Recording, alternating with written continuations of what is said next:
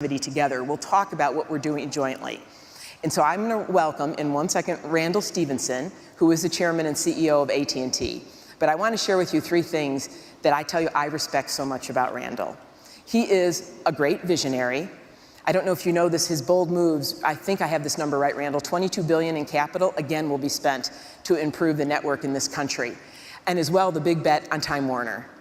The second, one of the most well-respected leaders I know, and having done great contributions, doing things like leading the Business Roundtable for this country. And the third, I know that Randall's an animal lover, and that he almost went into animal husbandry before he took a career in AT&T.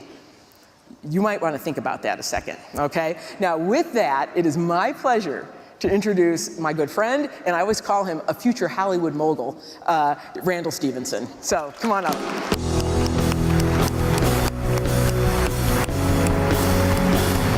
I'm gonna have to stop. No, you can. Where's my ex? Randall says, I can't tell you anything, can I? I mean, they're probably looking up what is animal husbandry, okay? Maybe we should start with that question. Why don't you start with that and how you, I'm gonna grab my notes, but how you almost went into that career. Well, my father was in the cattle business, and so I didn't know I had a choice when I went away to college. And it was a hot August afternoon in Stillwater, Oklahoma, and I was in a very compromising position with a mama cow, and I just said, why am I doing this, right? And so I changed my direction, my field of endeavor, and went into business. So something you're always going to remember now. So, Randall, I wanted to start, and I really appreciate you change your calendar to come. Of course. To share with everybody here, your industry, and ours actually, intersecting, is fascinating. So give your view to the group about what is changing in this industry. I don't even know I can call it an industry, right? And what you see happening in what you're doing in AT&T. It's interesting because I was sitting out there listening and you just described it. I mean, what you just described that is transpiring. I'm glad you're listening, by the way. Well, what you're leading is what's driving our industry. And there's a couple of just really basic trends. They're changing how we engineer and think about networking. They're changing how we think about service or think about even the businesses we go into, media, for example. And you know, the key thing that I think has been most transformative is we are now at a place where just ubiquitous, broad, high-speed, secure, mobile connectivity, it's there, it's in place. And it's kind of like now everybody says so. Kind of like water, right? It's kind of like, or we like to say it's like air. You now notice it only by its absence. Yeah, right? You only think about the network when it's not working, and that's the way we want it to be. But now you combine that with what you were talking about, and that is cloud technology. And cloud technology makes networking even more vital and more critical. It absolutely does, doesn't it? It's probably the most vital thing about absolutely. Networking, right? And we agree with that. And by the way, enterprise strong on the cloud. It is so enterprise strong, we're now pushing cloud technology into the very core of our network. We are virtualizing the core network that all of your data and so forth is riding on. And I don't believe we're more than 3 or 4 years away from it being almost indistinguishable when traffic is in what I'll call the data cloud versus the network cloud. It's going to be a seamless kind of integration of all the cloud technology, and we're riding off of what you guys are doing. Connecting this securely to an IBM cloud, you and I talk about this, is a huge strategic advantage. It's something that we think is very, very important, and we are well down that path of making that a reality. I think you might remember that we were in one of your conference rooms years ago. Do you remember drawing the picture? I do. About securely connecting these things? All the way to the mobile device, yes, right? Yeah. We can take credit for that. Absolutely. Yeah, okay. We didn't do any of the work. You're welcome, all of you. Yeah. Now, but talk one more second about the industry itself, how it's changing, in this point about media, right? So technology, telco, but media, and why you think the content part is as important. So, as you think about your own experience of consuming media and entertainment now, unless you are very, very unique in the world, you are consuming more and more of your media on these mobile devices, on a tablet, on a mobile handset, and so forth. That is moving so fast. The volumes are growing on our network literally 40% month over month. I mean, they're on that kind of trajectory in terms of the amount of media being consumed in a mobile device. Advertising models are changing, the nature of the content itself is changing, and we have found that oftentimes these industries don't move as fast as we would like them to move. And our customers, we want them to experience the benefits of media. And so that's why we're acquiring T-Mobile. Or T-Mobile. No, we tried that once. That didn't work. That didn't work. I can't get that out of my head. It starts with a T, though. But Time Warner. And we're making this acquisition. Okay. No, don't be repeating that, okay? And that was not a news flash. You know what? I'll get a Trump tweet now, won't I? Yeah. It's just our secret, okay? We're acquiring Time Warner because think about HBO, Game of Thrones, CNN, another Trump tweet coming. We'll get you Watson to help you with that. And the entire Warner Brothers studio and all the content that is here, we want this content curated, formatted, developed for a mobile environment. And we think that by owning the content, we can move this innovation much faster. And that's why these are all coming together. And you see this as well, whether it's consumer or enterprise, right? You see this move around all this data and the media. I mean, I remember, honestly, one of the big reasons we've prepared the cloud for so much video and all the image and the content you talk about is really conversations you and I have had about this is going to be the biggest thing on there. Yeah, and you know what's interesting, Jenny, is we used to do a lot of development at AT&T for the enterprise customers, and then as we scaled it and it got really big, we could leverage it into the consumer market over time. What's happening in the world of video is we're scaling the capabilities to deliver video out of a cloud environment at massive scale for the consumer, and now leveraging that for the business environment. It's kind of turned itself on its head, and it's moving at a very rapid pace. Okay, so let's share with the audience what we're doing together. So how we're working together, it's on Internet of Things, but it's much broader, and some of the joint client work we're doing. Oh, we're doing so much. I would tell you kind of the poster child for us is what we're doing with the federal government. And using IBM, everything from Watson to a lot of the intelligence services, security services, MAS 360, which is controlling the mobile handset environment. Security. Security, so think about you have an application on a mobile handset that's in a containerized environment. When you hit that app, boom, you're in a very secure environment, traversing a virtual private network, AT&T's network, into an IBM cloud environment that is net bonded. It is as though you're on a private network experience, all AT&T and IBM.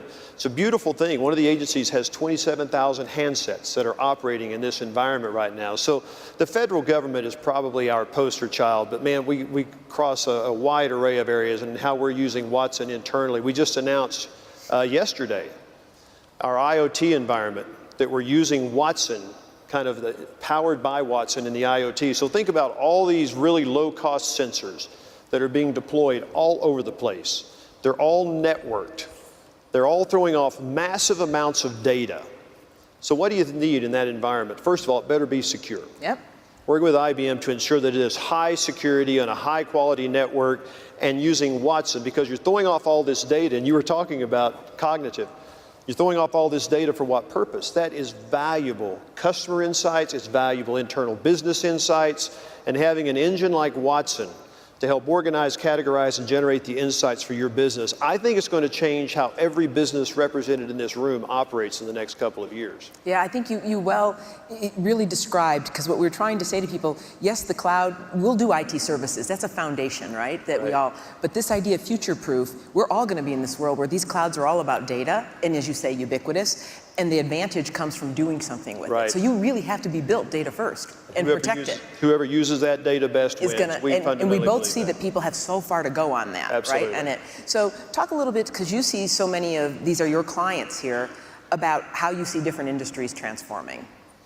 You mentioned one, and you and I were talking about it in the back room, but think about shipping, the Maersk situation. We know what they're doing with Watson, which we think is critical. And blockchain. Think about what we are doing. We have over 300,000 of their containers around the globe with sensors on all these containers. And Maersk at any moment in time knows where those containers are. They know what the temperature of those containers are. They know the volatility of those containers. Think of all that information that's being thrown off of those containers. Maersk also a big IBM client. Think about what Watson will do with that kind of information. We have 8 cities, and I know IBM is doing a lot here, we'll be working together, that are working hard towards getting to the smart city first, right? I think you guys coined that term, smart cities. We did. And so putting connectivity, sensors throughout the cities for controlling lights, turning them off when there's no traffic there so they're saving energy, thinking about sensors and telling us what the traffic patterns are in cities and how you can begin to move traffic patterns. Once again, these are sensors generating tons and tons of data. How do you use that data? How do you integrate it with weather information that IBM possesses? And using Watson and cognitive capabilities to actually make the cities not just connected, but smart. Yeah, you know, as I mentioned, I was telling Randall, I was in China over yesterday, and one of the big things we've done back to all these land sensors, and it's a country, obviously, that pollution is a big issue.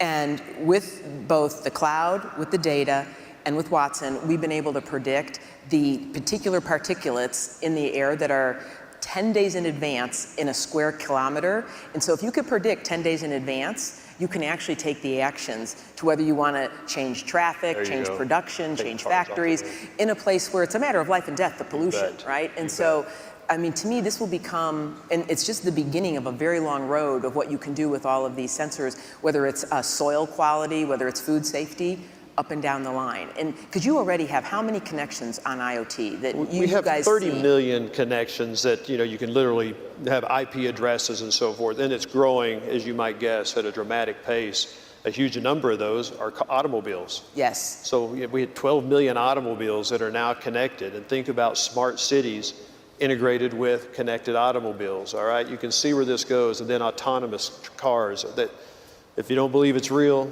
it's real. Well, talk a little bit about, I want you to go back on something, because the network and how the network itself is going to change, whether it's with cognitive, how do you prepare this network for that volume, and what are the differences? I know they're around security, but maybe share a little bit more about how you see the future network. So what we've talked about for the longest time, we've gone from 2G to 3G to 4G to 5G, fiber to the premise, and Ethernet, and you're at a point where, all right, it's there. We've got speed, we've got hyperconnectivity, and the question you ask is, so what? So what's next? And we're fundamentally changing how we think about, engineer, and design networks, especially for businesses like yours as you think about it. Project Indigo, it's a network design element.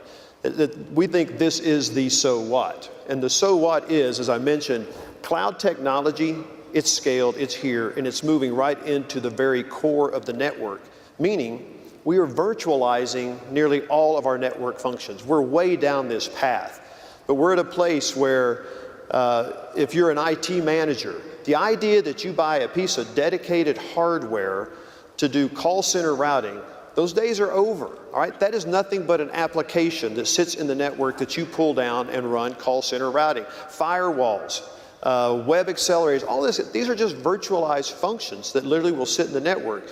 We've developed, it's been our biggest software development project in the history of AT&T, an OS overlay that sits on top of this that is API driven so that companies like IBM or even companies like yours, app developers, can design IoT capabilities and applications that fit into this. Just like you, we put this in the open source community and in the Linux Foundation.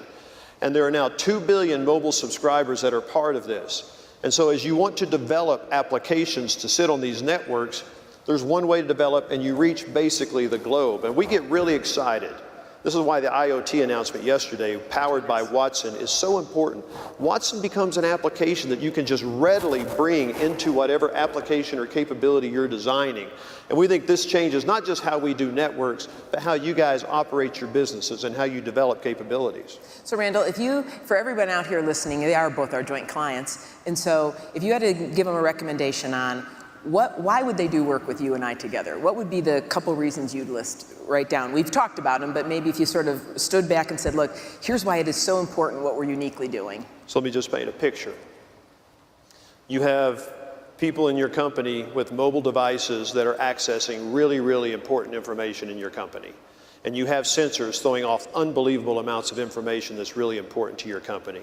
Think about a handset that is MAS 360 enabled, with these applications that are secured on the handset, traversing a network that we've just described, highly secure, highly flexible, low cost, going down every day, being net bonded into an IBM cloud environment. Whether you want it public cloud or private cloud, both net bonded. You can get in and out of an IBM environment, in and out of a handset, from a sensor anywhere in the world, in and out of the network securely, with the data intelligence being aggregated in an IBM cloud, think of what you can do with that. I don't know too many companies that can come together and create a value proposition as strong as something like this. And this is just one picture. I think I should just get that film for a commercial. I'd save money with Ogilvy. I mean, I think it's perfectly described. And that, to me, what you're hitting on, and I think it's really why I wanted to start with you, this idea of enterprise strong at the core, you've got to have secure. The data is going to make the winners and losers in the room. Security. And security, the insights that are going to come from the analytics and the security at high volume with Internet of Things is what's going to make all of the difference in the world. And by the way, when we're together, this is the conversation. We get excited by each other's businesses and what we're doing. Yeah, I remember the first time we had the Mass 360 conversation. This goes back, again, years ago. Yeah, do you remember that? I do. Randall was frustrated. I go, well, I think I can do that with my product. Mass 360 is an IBM product, by the way, just in case you were all wondering.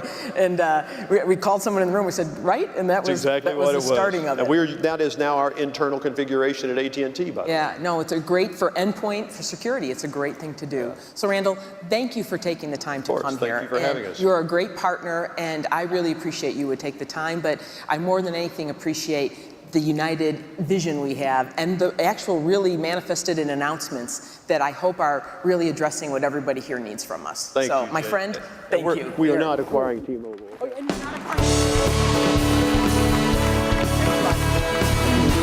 Randall Stephenson.